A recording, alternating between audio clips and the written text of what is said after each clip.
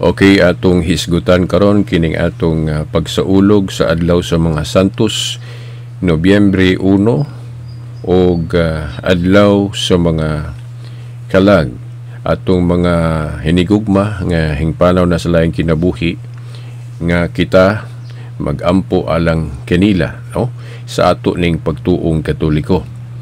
Ang uban nga mga igsuon nato nga nahimulag dili makighiusa nato ani kay wala pa kuno ni sa panahon sa mga apostol. Okay, dili nila dawaton ang mga kauswagan o mga development ba sa atong pagtuo nga Katoliko para nila ni simang na kuno na gibawal kuno ng mga development ba, mga kauswagan sa atong mga debosyon, sa mga practice nato kung wala pa kuno na gibuhat panahon sa mga apostol, sabto na nga bawal. Now, sa atong pagtuong Katoliko, dili bawal ang mga kalambuan sa atong pagtuo. Kay si Kristo mismo, gapasabot na niini. Biblical ning mga kauswagan. Pag-uswag, paglambo sa atong pagtuo. Asa man na sa Biblia, gipasabot ni Kristo. Naana sa Juan 14:12, kadtong nag-ingon si Kristo, kinsa tong buot mo sunod kanako, mubuhat sa akong gibuhat, og magbuhat siya labaw pa niini. So mismo ang Ginoo gusto siyang palabuan ang unsay iyang gibuhat kaniadto. Ang iyang gipasabot ani mga kauswagan, mga development, no, kauswagan sa atong pagtuo. Of course, iyang gi-imply, iyang gipasabot ani ag mga insakto rapod, ang mga nasubay rapod sa pagtulunan sa Dios. Pwede na mo uswag, no? Mao man po na gihimo sa simbahan. Kung doon na may mga kauswagan, parehas aning pag-celebrate og adlaw sa mga santos nga gi-specify gyud Nobyembre 1 nya pahinungod pod sa mga nangamatay na nga atong gitabangan sila og ampo nga nagtuuta nga ang uban kanila o wata kahibalog kinsa to sila nga naa pa sila sa purgatorio nga hinuon si paritapik ning temas purgatorio, pero mao man gyud ni ang gisentro anang pagsaulog nato adlaw sa mga kalag. Pero separate no na siya nga topic. Okay, ang usa sa gamiton nga bersikulo sa mga dili Katoliko sa ilang pagsupak aning mga development sa atong pagtuo o pag-uswag sa atong pagtuong Katoliko, ang usa sa gamiton nilang bersikulo sa Biblia ang gipahayag ni Apostol Pablo sa Galacia 1 bersikulo 8 ug 9, sa dihang naghisgot si Apostol Pablo nga dili kuno tuuhan kadtong mga nagtudlo o pagtulunan nga lahi sa ilang gitudlo o supak sa ilang gitudlo, o kung wala kuno gitudlo nila dili kuno tuhuan. So mao na ang usa sa ilang gamiton nga bersikulo niya ng mga kalambuan nato sa pagtuong Katoliko. Isipon nila ng ani supak na wa na masubay tungod kay si Pablo gahisgot nga dili ta motuo kuno anang mga pagtulunan nga wala nila itudlo o supak sa ilang gitudlo. Okay, mura ba gipasabot nila nga kinahanglan gyud ay basahon sulod sa Biblia ang atong mga gibuhat o mga practice. Kung wala kuno example ana nga makita sa Biblia, abot pasabot mao na ang gipasabot ni Apostol Pablo nga bawal gidili. Mga igsuon sa makadagang higayon naara man guni sa pagsabot ba, kung masipyat gud ta og sabot anang mga tudling sa Biblia, mga gipamulong sa mga apostol, mao nay makapasaag o mao nay hinungdan sa atong panagbahin-bahin o disunity sa Kristyanismo.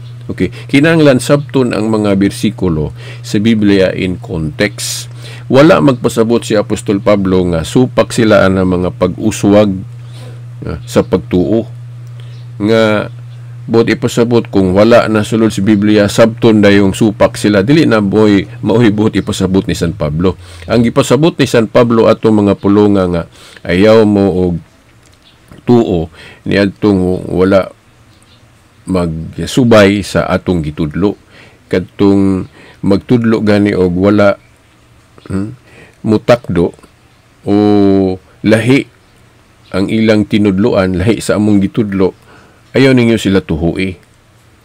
But ipasabot ang supak sa ilang gitudlo. Kay sila god mga apostol, otorisado man gud sila sa pagtudlo. So but ipasabot, musalig ta nila tungod sa authority sa pagpanudlo nga naa nila. Kay ang mga apostol god gitagaan og authority sa Ginoo.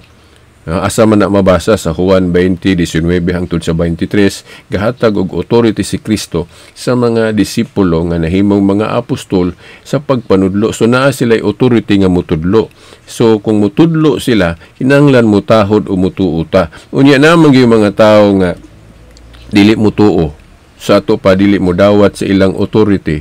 So mao na gipasabot ni San Pablo nga likayan o dili tuhuan kanang mga magtudlo og lahi usupak sa ilang gitudlo nga mga otorisado. Wala magpasabot si Pablo ana nga tanan gyud kinahanglan basahon sulod sa Biblia kay naa tanan sa Biblia, dili. No? Kay kung maglambo na ang iglesia, natural dili naman gyud na mabasa sulod sa Biblia ng mga gibuhat ana. Sama gud aning pagbutang og chapter og verses sa Biblia, butangan natug numero aron sayon tun-an og sayon hinumduman. Panahon sa mga apostol wala pa man nila mabutangi, sabton ba nga sayop na ning atong Biblia ron kay gibutangan nag chapter og verses, gibutangan nag mga ilhanan. Ang mga sumusunod na mo inakabutang mga obispo ang nakahimuan ni sabto na daing sayop na dayo mga obispo pagbutang og chapter og verses, kay sa panahon sa mga apostol wala pa na nila mabutangi, dili ingon ana ang pagsabot. Okay, ang gipasabot ni Apostol Pablo nga dili na to tuuhan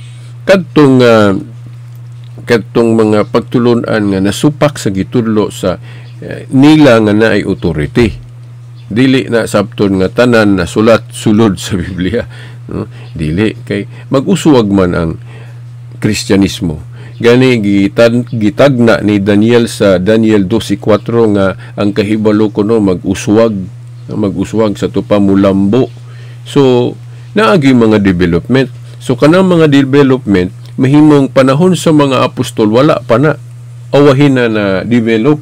So, mao na nga ang simbahan bitaw nagtudlo og development of doctrine parehas anang pagtuo nga usaray Dios sa tulo ka persona. Panahon sa mga apostol wala pa man nila hinganli og Trinity.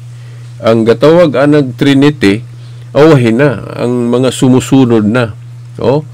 Okay, dili man na dautan kung i-develop butangan natug terminology. Gani ang mga dili Katoliko mao po na ilang gibuhat kay ang Biblia wala man ga specify nga i-translate sa in English ang kasulatan o i-translate sa Bisaya o Tagalog. Wa man gaingon ana ang mga apostol. Pero atong gi-translate og English, gi-translate na tog Bisaya o Tagalog, bisag wala ta sugua ana, no? Kay dili man na dautan kanang mga paglambo, pag-uswag aron masabtan sa tanan mao nang i-translate na tug in English, i-translate na tug Bisaya, i-translate na tug Latin ug unsa pa nang pinulungan. Okay, so mao na nga dunay paglambo excuse me pero dili na isipon nga ni simang nata kay nilambo ta. Okay, now ang gipasabot ni San Pablo anang dili tuhuan kadtong mga nagtudlo ba og supak sa gitudlo nila nga naay authority.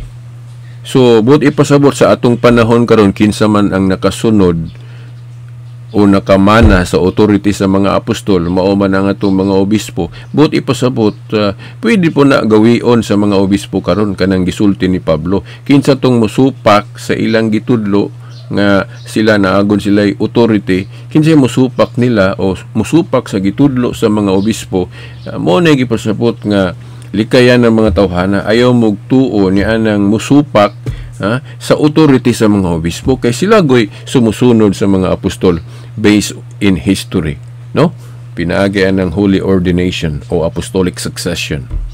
Ang kanang paghatag og authority sa mga apostol sa ilang mga sumusunod pinaagi mag holy ordination, kana bang pagpandong sa kamot sa ulo sa mga tagaag authority o pagaordinahan. Nakita man gud sa history ang maong ordination nga sumpay gyud, connected gyud sa mga apostol, kini mang ordination sa mga obispo. So naa nila ang authority. So kay naa man sa mga obispo ang authority, mauna nga pwede po mo gamit ang mga obispo atong mga pulong ni San Pablo sa Galacia 1 sa 8 hangtod sa 9 nga ayaw mo og tuo ni adto mga tawo nga magtudlo og lahi sa among gitudlo o supak sa among gitudlo. Ayaw mo tuo atong mga gitudlo nga wa na mo gitudlo, bot ipasabot supak kay wa man nila gitudlo. Sila nga naay authority, pwede sila musulti ana sama sa gisulti ni Apostol Pablo, pero wala na magpasabot nga naatanan sulod sa Biblia ang kahibalo mahitungod sa pagtuo. Wa mag-ingon si Pablo ana kay si Daniel daan na nga ga tudlo sa Daniel 12:4 nga ang kahibalo mag-uswag, maglambo. So ato pa ang mga practices pod mag-uswag. Si Kristo pod nag-ingon nga kinsa tong buot mo sunod kanako mobuhat sa akong gibuhat, magbuhat siya labaw pa niini sa tupa dunay mga paglambo. So kung dili mo lambo ang atong pagtuo, buti pa sapot wala na to masubay tong giingon sa Ginoo nga maglambo gyud, no? Oh. So mao na nga dili na sabton nga kumo ang panahon sa mga apostol wala pa sila'y pagsaulog nga itunong og Nobyembre 1 og Nobyembre 2 moingon dayon nga nisimang na ang Katoliko, dili. Oh, kaya ang mga practices, ang mga devotion pwede man ang mulambo because of authority. Di ba tanawa ng authority sa simbahan nga napanunod sa authority sa mga apostol, ang inyong idili drisyuta, idili sa langit, ang itugot ninyo itugot sab sa langit. So mao na nga mao bitaw nga nituo ta sa pagkanunay sa Katoliko anang Biblia na to, kay ang mga apostol wala pa man kakanonize, wa pa magdeklara ang mga apostol sa ilang panahon pila ka libro ang official inspired sa Old Testament. Wala pod nakadeklara ang mga apostol pila ka libro ang inspired sa New Testament. Wala sila pa kahimuan na. Ang gahimuan na ang ilan ng mga sumusunod sa authority, ang mga obispo. Niadtong Council of Rome, sila mo igabuot unsa nga mga libro ang i-appeal sa Old Testament, hasta pod sa ihap sila mo igabuot og unsa pong mga libro ang i-appeal sa New Testament nga ilang gideklara nga 27 ra, nga kung lantaw na to ang history daghan kay mga libro ang gisulat sa mga Kristiyanos, unya gipilian na, unya nag-ingon ang mga obispo kinirang 27.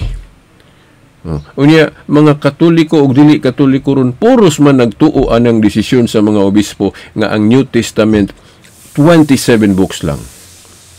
So klaro kay na nga tungod sa authority. So naagi ay sa mga obispong Katolika ang authority. So mao na nga sama aning atong gisaulog karon nga adlaw sa mga santos, adlaw sa mga kalag. Mahimong sa panahon sa mga apostol wala pa nila ni mahimo nga kanang itunong og Nobyembre 1 og Nobyembre 2. Pero hinuon dunay mga bersikulo sa Biblia nga mo-support aning pagsaulog, no?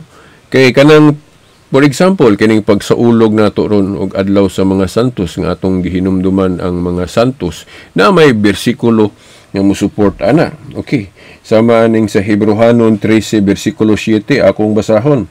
Hinumdumi ang inyong mga pangulo kaniadto nga misulti kaninyo sa mensahe sa Dios palando nga giunsa nila sa pagkinabuhi hangtod nga namatay sila og sunduga ang ilang pagtuo.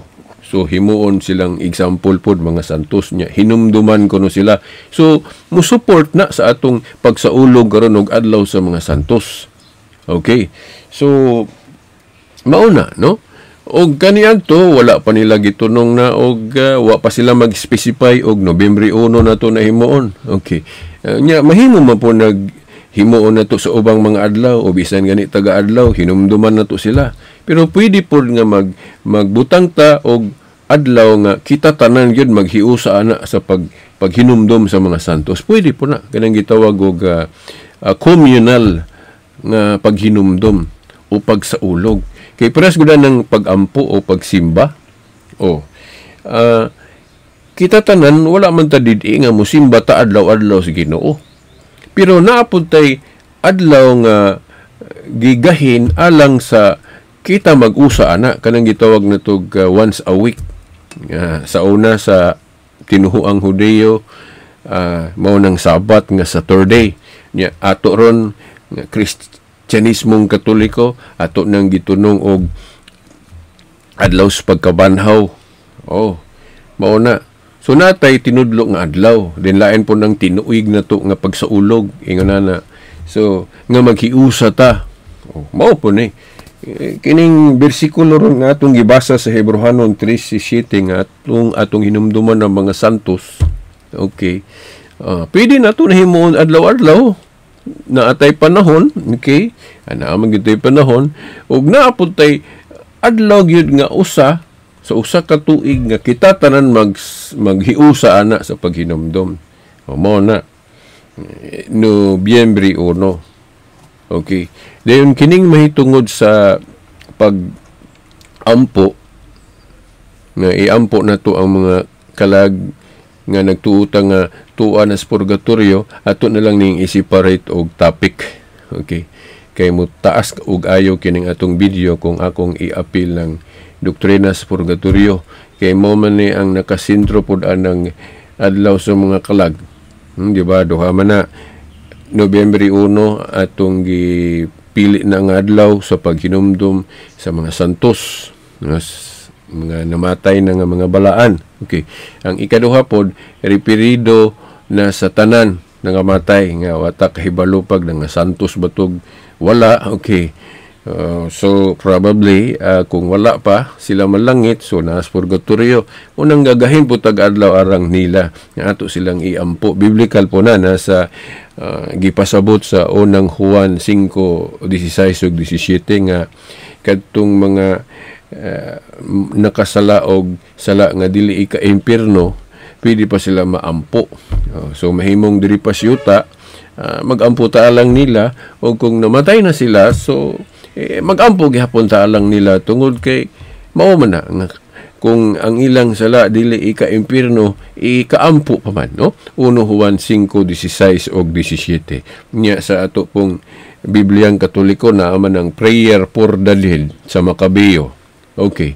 Now, kung dili na tuhuan sa mga Protestante, kana tungod kay ilamang gituhuan si Martin Luther nga dili i-appeal ng Makabeo. No? Pero sa history, appeal ng Makabeo. Kay standard man ni ato sa Katoliko, wa man tay gikuha. Kung ang Katoliko may gadeklaraan ng New Testament nga giuyunan nato, i-appeal nato putong Old Testament.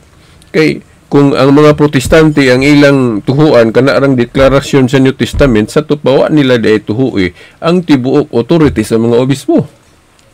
Kung na ba kung atong una-hunaon na inconsistent ang mga Protestante kung ang ilang tuhuan ang deklarasyon ra sa mga obispo nga 27 ra ka libro ang New Testament. Sa tupa kung walay authority ang mga obispo, dili sila motuo ana. So, kay nituo man sila nga ang New Testament, 27 books lang, deklarasyon man na sa mga obispong Katoliko, subot pasabot na authority ang mga obispo sa pagdeklara na. So, kung na authority ang mga obispo, so naapoy authority ang mga obispo sa pagdeklara atong Old Testament. Ya kung maingon sila nga, mga Hudiyo may katungod mo magbuot sa ihap anang Old Testament kay ang authority naan nila baka niadto. Okay, sa Old Testament ang nay-authority kadto mangkaraang relihiyon sa mga Hudiyo, di ba? Sa New Testament ra kuno may magbuot ang mga Kristiyano sa ihap sa New Testament.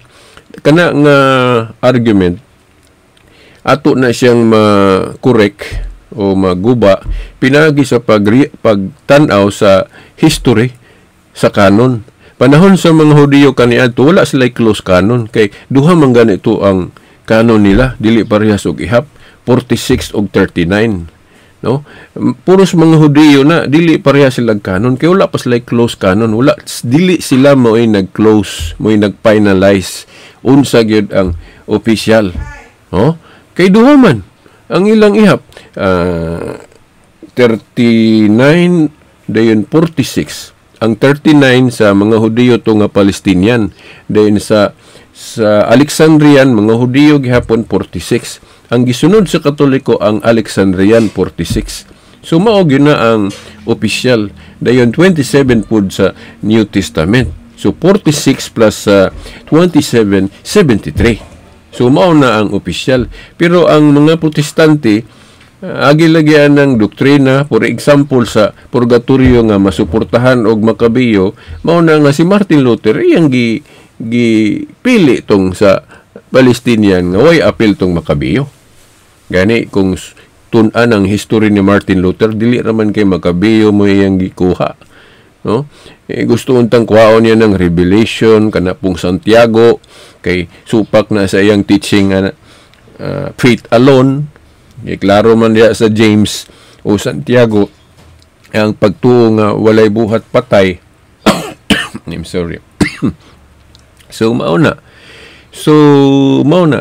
dili na lang kaya natutas-on nga video. So ang uban na pud aning mga objection aning atong gihisgutan karon sa sunod na lang pod, no, nga mga video na to. Daghang salamat.